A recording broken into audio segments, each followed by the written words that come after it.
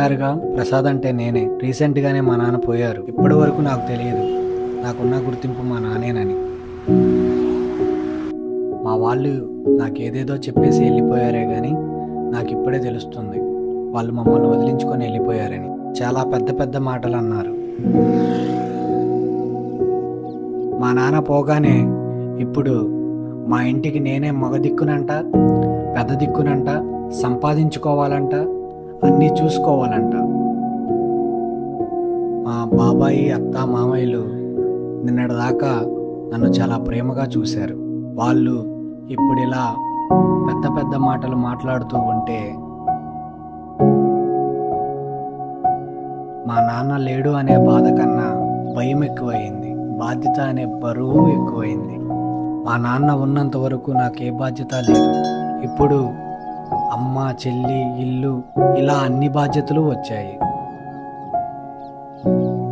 మా నాన్నే నా హీరో. ఆయన నన్ను నడిపించాడు, నాకు ఈ లోకాన్ని చూపించాడు. నేను కింద పడితే చెయ్యిచ్చి పైకి లేపాడు. నాన్నే నాకు గుర్తింపు అయ్యాడు. నా ధైర్యం, నా గర్వం అన్నీ నాన్నే.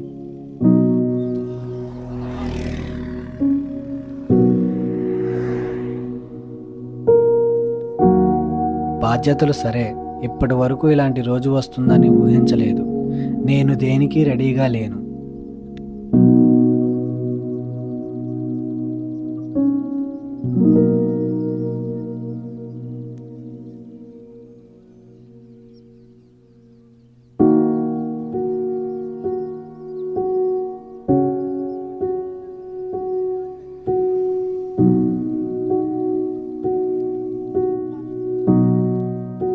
ఇప్పుడు అమ్మని, చెల్లిని చూసుకోవాలంటే ఉద్యోగం కావాలి.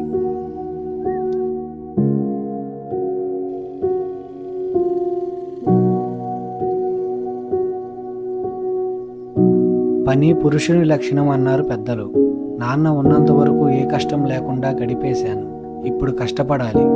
ఎలాగైనా ఏదో ఒక ఉద్యోగం చూసుకోవాలి. అమ్మని, చెల్లిని బాగా చూసుకోవాలి.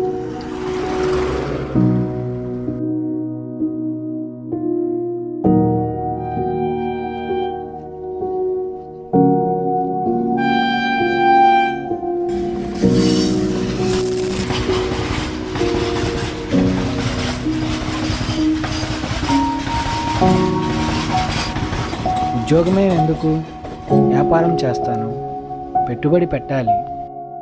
అంత డబ్బులు మన దగ్గర లేదు. ఉద్యోగమే చేద్దాం. ఇష్టం లేని ఉద్యోగం ఎందుకు, నచ్చిన ఉద్యోగమే చేద్దాం. నాకు ఏది నచ్చుతుంది, ఏమి ఇష్టం,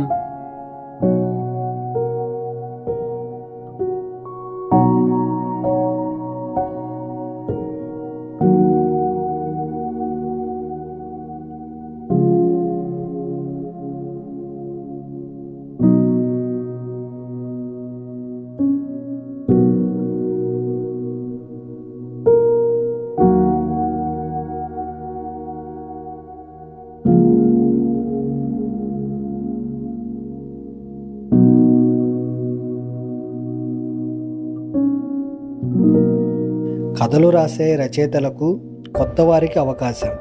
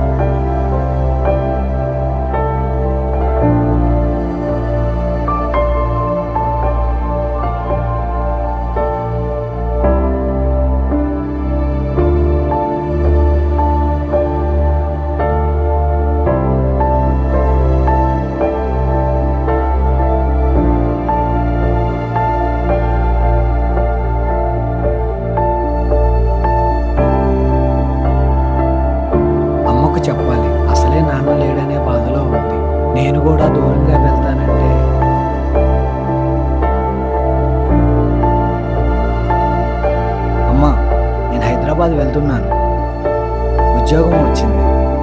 భయమేం లేదులే, మా ఫ్రెండ్స్ అందరూ ఉన్నారు. ఏదో ఒకటి చేసుకోవాలి కదా, ఎన్నాళ్ళని ఇలాగే ఉంటాను. నేను వెళ్ళి అప్పుడప్పుడు ఫోన్ చేస్తూ ఉంటాను. వెళ్ళనా? సరే నాన్న, నువ్వు ఎక్కడున్నా సంతోషంగా ఉండటమే నాకు కూడా కావాలి. అలాగే నీకు నచ్చింది చేసుకో, అప్పుడప్పుడు ఫోన్ చేస్తూ ఉండు. సెలవులు ఇచ్చినప్పుడల్లా ఇంటికి మాత్రం వస్తూ పోతూ ఉండు. నువ్వు మాత్రం జాగ్రత్త నాన్న.